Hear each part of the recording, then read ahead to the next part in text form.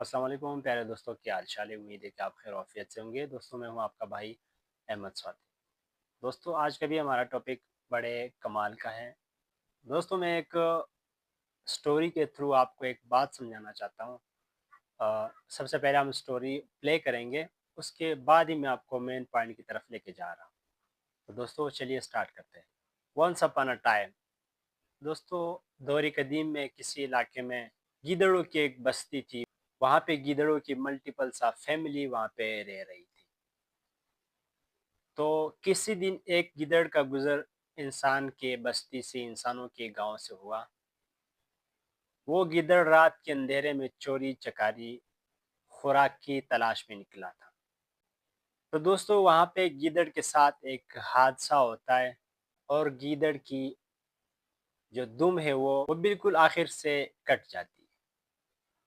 तो दोस्तों गीदड़ बड़े परेशानी के आलम में सोचने लगता है कि भाई मेरी तो रौनक ही खत्म हो गई, मेरी तो दुम ही कट गई, अब मैं फैमिली को कैसे मुंह दिखाऊंगा। लेकिन दोस्तों आपने सुना होगा कि गीदड़ की चालाकी बहुत मशहूर है। यहाँ पे गीदड़ ने एक बात सोची कि भाई मैंने इसी कटे हुए दुम के साथ अपनी जिंदगी गुजारनी है, लोगों को भी फैज करना है, तो क्यों ना मैं एक तरकीब सोचूं। गीदड़ उसी गांव में रहते हुए काफी टाइम गुजर गया उसका। तो बाय चांस किसी दूसरे गीदड़ का गुजर भी उसी गांव से हुआ और वो इत्तेफाक से दोनों गीदड़ एक दूसरे के आमने सामने आ गए।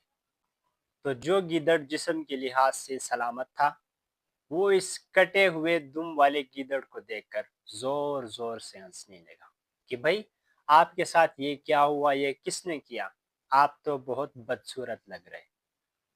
इस गिदड़ ने चौंके बात सोची थी।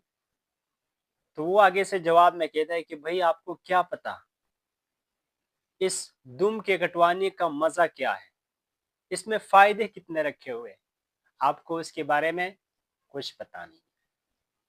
उसने दूसरे गीदड़ को इस कदर मुतमईन किया कि वो भी अपनी दुम कटवाने पे राजी हो गया। तो दोस्तों इसी तरह दूसरे गीदड़ की भी दुम काट दी गई। तो अब दोनों गीदड़ हो गए सेम।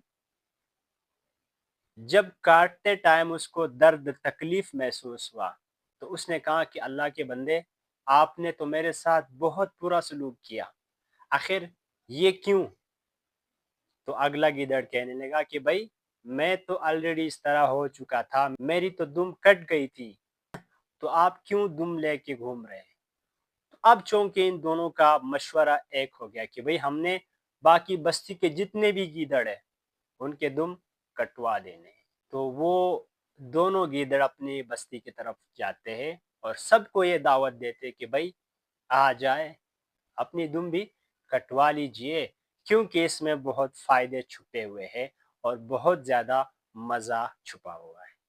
तो दोस्तों इसी तरह एक एक करके उस बस्ती के सारे गिदड़ों के दुम कटवा दिए गए। आखिरकार ऐसी नौबत आई कि जब कोई सलामत दुम वाला गिदड़ देखता तो वो उसके ऊपर जोर जोर से हंसते कि भाई इसको देखो, इसने क्या हुलिया बना के फिर रहा है।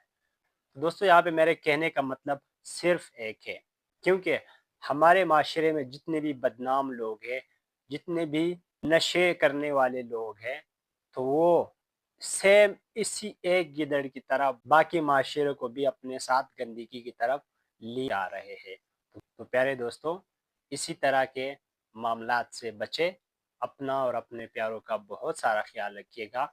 अल्लाह ने के बाद।